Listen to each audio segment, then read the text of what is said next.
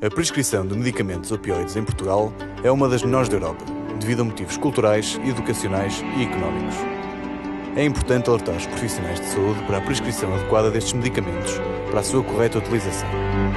Ao receitarmos estes fármacos, de uma forma responsável e respeitando as normas e guidelines, sem mitos ou preconceitos, estamos a contribuir para uma diminuição da prevalência da dor crónica, moderada a forte, permitindo uma melhor qualidade de vida aos doentes.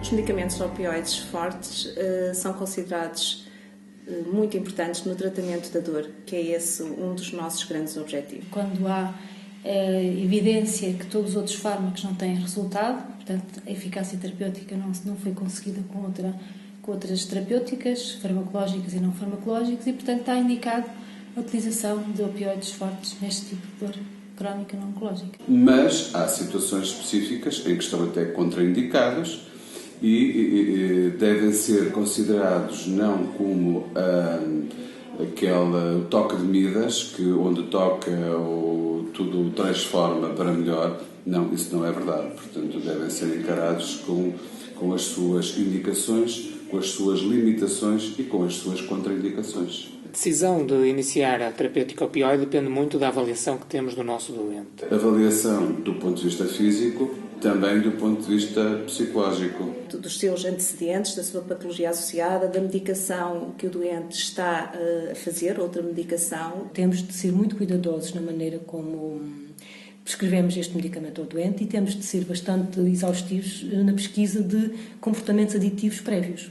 Tem de ser sempre um compromisso entre o profissional de saúde, o médico neste caso, e o doente. Portanto, tem que haver um entendimento, tem que haver uma parceria, tem que se expor o motivo, os porquês, os riscos, os efeitos, os benefícios e fazer um plano terapêutico. Os opioides são medicamentos eficazes e seguros, desde que corretamente utilizados nos doentes devidamente estudados.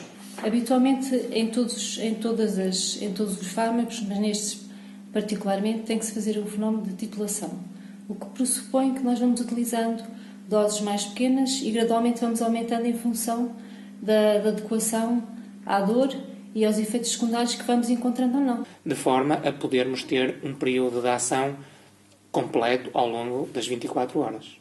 Se assim procedermos, a probabilidade de termos efeitos laterais graves é pequena. Inicialmente foi um receio muito grande a introdução de opioides fortes neste tipo de dor crónica não oncológica, mas os estudos não referem que haja um aumento desses efeitos adversos, digamos assim. Não é por facto de nós prescrevermos uma medicação opioide que o doente vai ficar dependente psiquicamente, porque essa é a pior dependência, não é? Dependência física. E o que é preciso é saber manejar os opioides de modo adequado e, portanto, temos que saber que quando se suspendem, não se suspendem abruptamente, se tem que suspender lentamente. A tolerância, ela poderá existir. E monitorizando o doente e com avaliações sucessivas, conseguimos fazer um ajuste de dose, se bem que, quando bem titulados e bem monitorizados, temos a dose estável neste tipo de doentes durante muito tempo. Se o doente for bem triado, não há qualquer problema, não há um aumento do risco de adição e dependência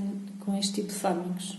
E, sobretudo, é importante que os profissionais compreendam que tolerância não tem rigorosamente nada a ver com a dependência psicológica. E há aí muitas vezes uma confusão que leva ao que gera esse mito e esse medo da prescrição destes fármacos. Todos estes doentes, em princípio, devem iniciar os opioides fortes num contexto de unidade de dor.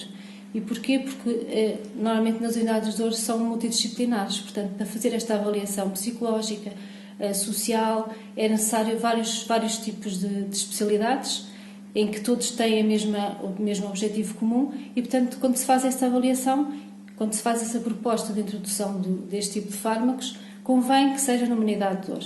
E é aí que nós temos que apostar, no médico de proximidade.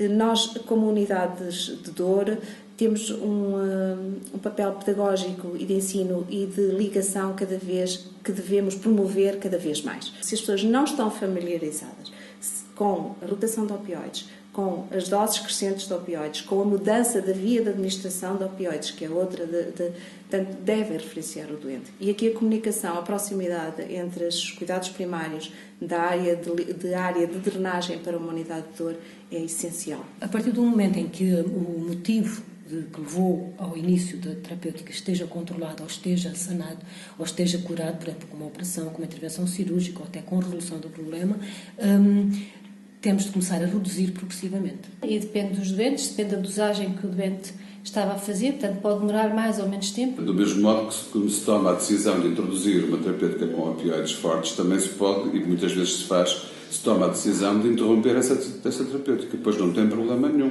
É preciso programá-la e fazê-la de modo faseado, lentamente, diminuindo progressivamente as doses. Se fizermos isso reveste-se de toda a segurança e conforto para o nosso paciente.